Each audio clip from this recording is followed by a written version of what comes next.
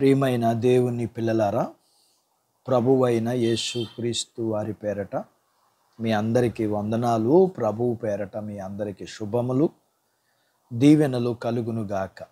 ఈ ఉదయకాలం పరిశుద్ధ గ్రంథము నుండి దేవుని వాక్యాన్ని చదువుకుందాము.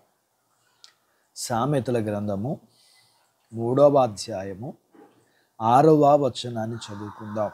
నీ ప్రవర్తన అంతటి యందు ఆయన అధికారమునకు ఒప్పుకొనుము, అప్పుడు ఆయన నీ త్రోవలను సరళం చేయును. దేవుడు తన మాటలు మన అందరి కొరకు దీవించునుగాక. ఆమేన్. ప్రియమైన దేవుని పిల్లలారా, మీరు దేవునికి సిరికిని దాసులుగా ఉండనేరరు అని ప్రభువారు చెప్పారు. ఈ లోకంలో మనం దేవునికి కానీ సిరికి కానీ దాసులుగా లేని లేదా ఉండవలసిన పరిస్థితి ఉంటుంది. మన జీవితం దేవునికి కానీ సిరికి కానీ అధికారం ఉంటుంది. మనిషి పుట్టిన తర్వాత దేవుని కంటే ముందు డబ్బు పరిచయం అవుతుంది. అందుకని ప్రతి ఒక్కరి మీద డబ్బు పెత్తనం చేస్తుంది. డబ్బు లేనిదే ఏ పని జరగదని అందరికీ తెలుసు. ఇలాంటి పరిస్థితులలో ప్రతి ఒక్కరి జీవితాల్లో దేవునికి ఉండే ప్రాధాన్యత అంతంత మాత్రమే ఉంటుంది. మనుషులు తమ జీవితాలలో దేవునికి ఇచ్చే విలువ ఎంత? చిన్నతనం నుండి మన ప్రతి అవసరానికి తల్లిదండ్రుల మీద ఆధారపడతాం.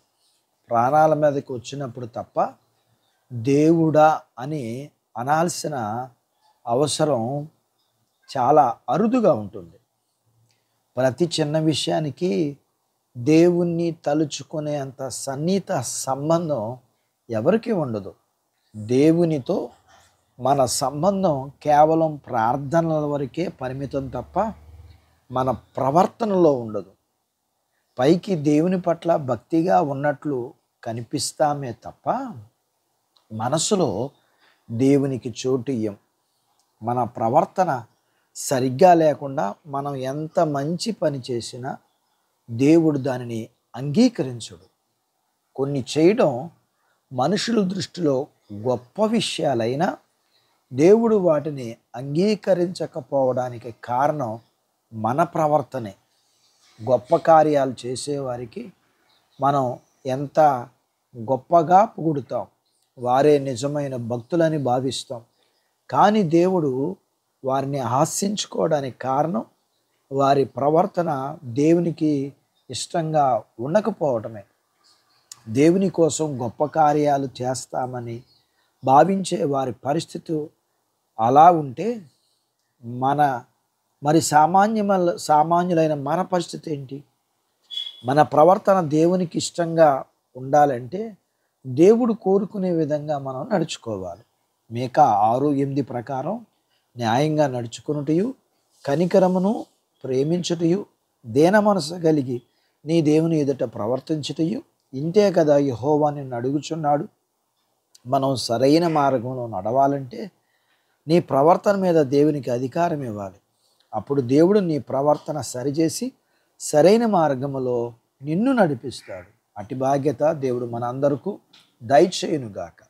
ఆమెన్. దేవుడు తన మాటలు మన కొరకు దీవించునుగాక. ఆమెన్. ప్రార్థించుకుందాము. నాతో పాటు ఏకీభవించండి.